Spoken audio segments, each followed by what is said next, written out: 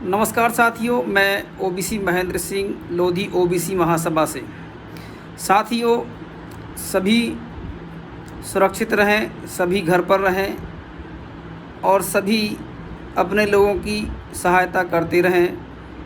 मेरा 2 महीने से लाइव बंद है फेसबुक पर, इसलिए मैं यह वीडियो आपके लिए भेज रहा हूं। साथियों,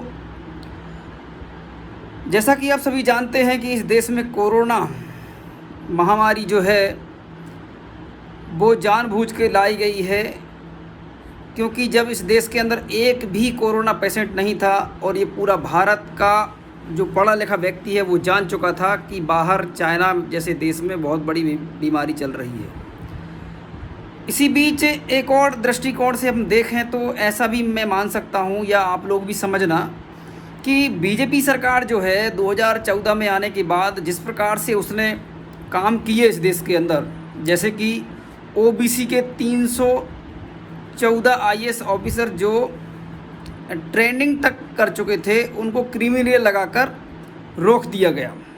स्टेप देखिए आप, ये बहुत ही खतरनाक स्टेप था और ये पूरे जो जानकार लोग हैं वहाँ तक ये बात पहुँच चुकी थी कि मोदी ने बहुत गलत स्टेप चला है, जिससे कि ओबीसी समाज जो है, जिसकी संख्या इस देश के अंदर 65% है, उनके आईएएस ऑफिसर्स बनने से रोके हैं। एक तो ये, दूसरा जो है नोटबंदी इस देश में की गई, जो कि बहुत ही खतरनाक थी और आप सबको मालूम है कि क्या स्थिति इस देश के अंदर बनी। लोग मर गए, हज़ारों लोग मर गए इस स्थिति में कि उनके खाने तक के पैसे नहीं थे और सारा का सारा पैसा लूट कर खुद ने जमा कर लिया सरकार ने, और वो आज तक कोई हिसाब किताब नहीं है कितना आया कितना नहीं आया, क्या हिसाब किताब इसके होते हैं, वो कोई जानकारी सरकार के माध्यम से नहीं दी गई। ये बहुत गंदा और गलत स्टेप था। फिर सरकार ने, आपको मालूम होगा कि नोटबंदी के बाद जीएसटी जो है, जीएसटी जो छोटे व्यापारी हैं उनको पहले साधा नहीं और जीएसटी लगा दिया गया। मतलब ये बहुत बड़ी प्रोसेस होती है जीएसटी का बनवाना और सारी चीज़ें। मैं मानता हूँ कि ऐसा कुछ होना चाहिए कि सीधा सरकार से लिंक हो, पर ऐसा ऊट पटांग टाइप का काम नहीं होना चाहिए था जो कि उन्होंने किया।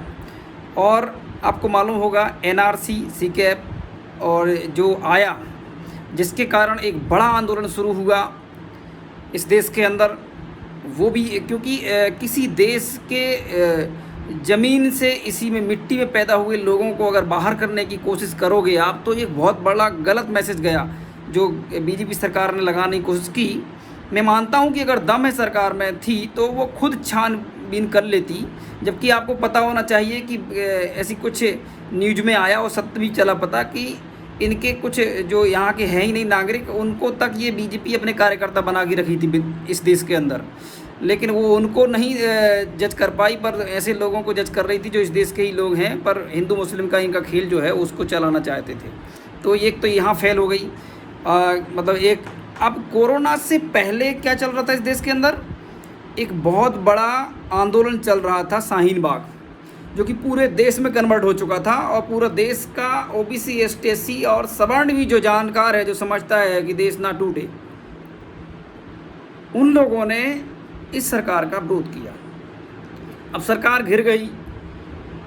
अब क्या था कि सरकार के पास कोई चारा नहीं था और सरकार ने जानबूझ के कि मैं इस स्थिति को संभाल लूँगा और ये आंदोलन हट जाएगा, तो कोरोना खुद लेके आ गई। मतलब प्लेनों से बाहर, प्लेन से कौन लाया? मोदी सरकार। उन लोगों को जो विदेशों में रहते हैं, विदेशों में टैक्स देते हैं, विदेशों में रहते हैं, विदेशों में टैक्स देते हैं, पढ़ के, भारत के पैसों से पढ़ के विदेशों में नौकरी करते हैं और वहीं रहते हैं, और उनको ये सरकार लाने की कोशिश की, जिसके कारण देश में कोरोना आया। अब कोरोना कौन लाया? उच्च वर्ग के लोग जो विदेशों में रहते हैं वो लेके आए, और ये कहाँ तक पहुंच गई? आज के गरीब लोगों तक पहुंच गई। तो कहने का मतलब ये कि लाया ये। और दूसरी गलती, जब ये इस देश के अंदर 20-25 मरीज हुआ करते थे, उस समय इस देश के अंदर मध्य प्रदेश में जो कांग्रेस की सरकार थी कमलनाथ जी की, उसको गिराने के चक्कर में कम से कम महीनों लेट कर दिए लॉकडाउन। मैं लॉकडाउन के समर्थन में उस समय था कि पहले ही लग जाना चाहिए था, 10-20 केस थे जब, या होटलों में जिनको रुकाया गया था वहाँ से उनको बाहर ही ना करने देते। पर इनको सरकार चाहिए थी मध्य प्रदेश में, और लूट पीट, पैसा देना, जो जो उनको जो हथकंडे उनके पास होते हैं, आप जानते ही हैं उनके पास बहुत बड़े हथकंडे हैं। ईडी से, ईवीएम से लेके, चुनाव आयोग से लेके, सब तो उनका है, कुछ भी तो किसी का नहीं है, सब कुछ उनका है। उनको कोई फ़र्क नहीं पड़ता है, देश कुछ भी हो जाए। तो क्या हुआ, ये स्थिति गंभीर हुई तो उन्होंने इसको कोशिश की कि मतलब जैसे अन्य देशों में कंट्रोल हो गया, यहाँ भी हो जाएगा। अब अन्य देशों का सोचो, अन्य देशों में चुनाव के मुद्दे क्या होते हैं। अन्य देशों में हॉस्पिटल होना चाहिए, कॉलेज होना चाहिए, स्कूल होना चाहिए, आवागमन की फैसिलिटी अच्छी होना चाहिए, लाइट बिजली से लेके गरीब कोई होना नहीं चाहिए। गरीबी अगर है कोई तो उनके लिए कानून बनते हैं, गरीबों के लिए। यहाँ पर बड़े लोगों के लिए बनते हैं, उद्योगपतियों के लिए कानून बनते हैं इस देश के अंदर। तो और यहाँ पे क्या है, हिंदू मुस्लिम मंदिर मस्जिद, इस पर तो वोट मांगा है मोदी ने। हिंदू मुस्लिम मंदिर मस्जिद पर वोट मांगेगा तो वो क्या करेगा, वो अपना काम कर रहा है क्योंकि उस पर वोट मांगा और आपने दिया होगा, मुझे ऐसा लगता है।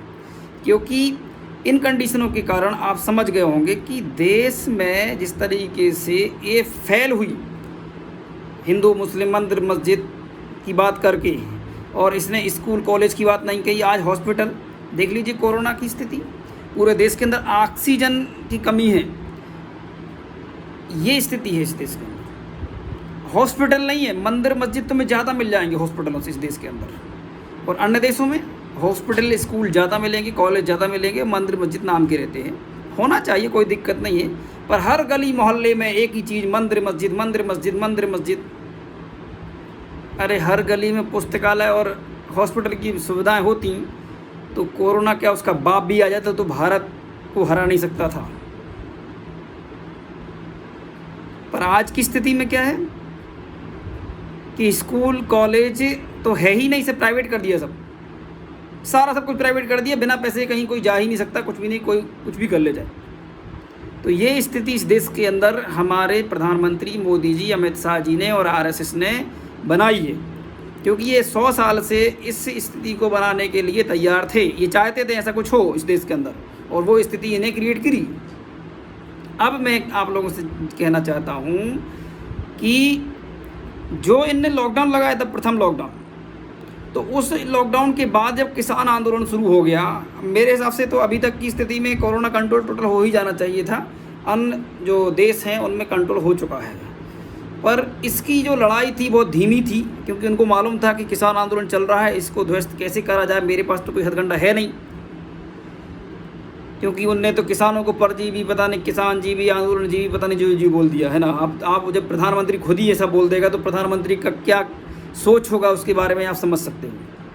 तो ये जो चीज़ समझो आप कि ये जो लॉकडाउन जो आया है या ये कोरोना जो आया है, ये सिर्फ और सिर्फ इस सरकार का जब फेलियर जो है, और उसने जानबूझकर किया है, ऐसा फेलियर जानबूझकर फेलियर किया है। और जानबूझकर फेलियर करने से क्या हुआ कि किसान आंदोलन जो चल रहा है उसको तहस नहस करने के लिए ये सब प्लानेड है टोटल। और दूसरी बात, जातिगत जनगणना जो ओबीसी की है उसका मुद्दा बहुत ही बड़े स्तर पे पहुंच गया था। मतलब सांसद विधायक चिल्ला चिल्ला के संसद में बोलने लगे थे। तो सवर्ण, क्योंकि जब आपको बता देना चाह रहा हूँ, जब देश आज़ाद हो रहा था उस समय साइमन कमीशन यहाँ पे आया था, वो पूरा सर्वे कर रहे थे इस देश के अंदर। और उस सर्वे में ये क्योंकि बाबा साहेब भीमराव अम्बेडकर ने जब ये जाने लगे अंग्रेज़, तो उनने बोला कि साहब ये आज़ादी के पहले तक इस देश में जो नियम कानून लागू थे, जैसे सती प्रथा, दासी प्रथा, ज़मीनी प्रथा और डोली प्रथा, शिक्षा का अधिकार नहीं था, बलात्कार पर कोई कानून नहीं था, तो वही व्यवस्था फिर लागू हो जाएगी जो आपने ध्वस्त किए अंग्रेज़ों ने। मैं अंग्रेज़ों का ऐसी नहीं हूँ, कोई 100 लाख जूते मारे, कोई 100 जूते मारे, वो वाली कंडीशन है। किसी भी घर पर किसी भी दूसरे व्यक्ति का अगर वो कब्जा जमा के रह रहा है तो सही नहीं है, मैं मानता हूँ। पर अगर उस घर में गलत लोग हैं और उसको सही कर दिया है तो कम से कम उतना तक तो सही है। फिर भी मानता हूँ कि कोई भी स्थिति में किसी के ऊपर कोई भी राज नहीं कर सकता। अंग्रेज को भागना पड़ा, पर अंग्रेज़ों को बाबा साहब ने बोला तो साइमन कमीशन आए। साइमन कमीशन ने सर्वे किया, पर हमारे ही लोगों ने साइमन कमीशन का विरोध किया, क्योंकि हमारे लोगों को चढ़ा बढ़ा दिया, तिलक जो थे ब्राह्मण, उन्होंने कि भाई तुम्हें चमार बसूर बनाने के लिए साइमन कमीशन आ रहा है, तो हमारे लोगों के पास चड्डी बनियान भी सही से पहनने की नहीं थी, तब भी अपने आप को छत्री बोल दिया। और आज की कंडीशन भी वही है, आज भी इसी देश की कंडीशन वही है। इस देश में ओबीसी की जनगणना होने वाली थी इस देश के अंदर, या करना ही पड़ती, इतना विरोध था, जिसके कारण ये जानबूझकर दोबारा से कोरोना को ज़बरदस्त तरीके से फैला गया। रैलियां की गई बड़ी बड़ी, चुनाव करे गए बड़े बड़े। देखो मतलब एक प्रधानमंत्री को ये सोचना चाहिए कि जनता इकट्ठी ना हो देश में, और वो खुद इकट्ठे कर रहा है।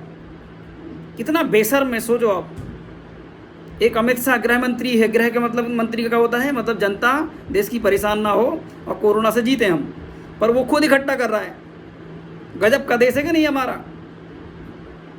बहुत बुरी स्थिति है इस देश की। मतलब वो दिन भर सुबह से शाम तक रैलियां करता है, लाखों लोगों को इकट्ठा करता है, फिर वो फोटो भी डालता है, वीडियो भी डालता है। वो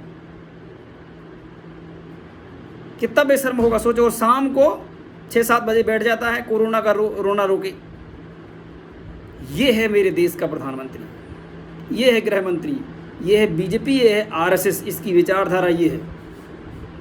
इसको समझिए आप लोग।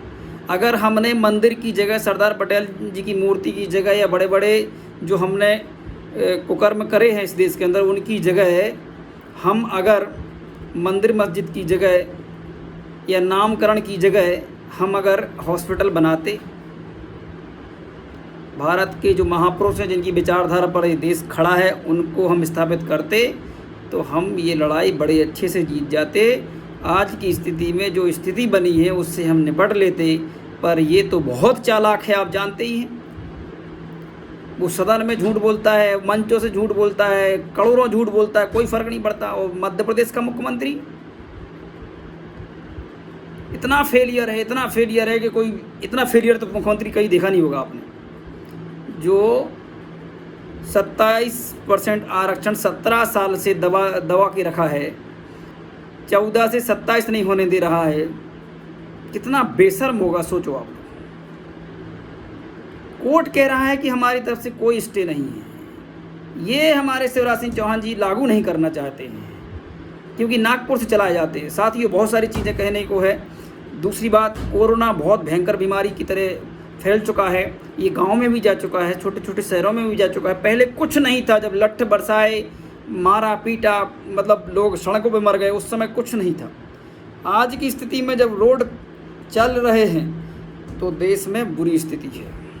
बचें, लोगों की सहायता करें। बहुत बहुत धन्यवाद। मैं ओबीसी महेंद्र सिंह। और एक और बात ओबीसी समाज के सभी साथियों से कहना चाहता हूं कि ओबीसी समाज के लोगों को इकट्ठा कीजिए, एकता में लाइए। अगर इस देश को बचाना है तो आप ओबीसी समाज को एक होना होगा, नहीं तो वह सवर्ण लोग जो देश का 99% कालाधन विदेश में जमा किए हुए हैं और भगवा झंडा लेके इस देश में अपने आप को राष्ट्रवादी हितैषी बनाते हैं, वो इस देश को बर्बाद कर देंगे। क्योंकि हमारा 1% भी कालाधन नहीं है। इसके बाद भी जब हम देश के लिए, हमारे समाज के लिए, हमारे अधिकारों के लिए, ओबीसी समाज के लिए जब हम लड़ते हैं, जनगणना के लिए जब लड़ते हैं, तो हमें वो देशद्रोही कहते हैं। जब हम किसानों के लिए लड़ते हैं तो हमें वो देशद्रोही कहते हैं। इसलिए इस बीजेपी कांग्रेस की विचारधारा को समझने की कोशिश कीजिए। ना इस देश में बीजेपी ने ना कांग्रेस ने, दोनों ही पार्टी ओबीसी विरोधी हैं, देश विरोधी हैं। इनका उद्देश्य सिर्फ और सिर्फ ओबीसी ST/SC समाज को गुलाम बनाना है, चाहे वो स्थिति देश में कुछ भी हो। बहुत बहुत धन्यवाद। आप लोग ज़रूर सुनें और शेयर करें।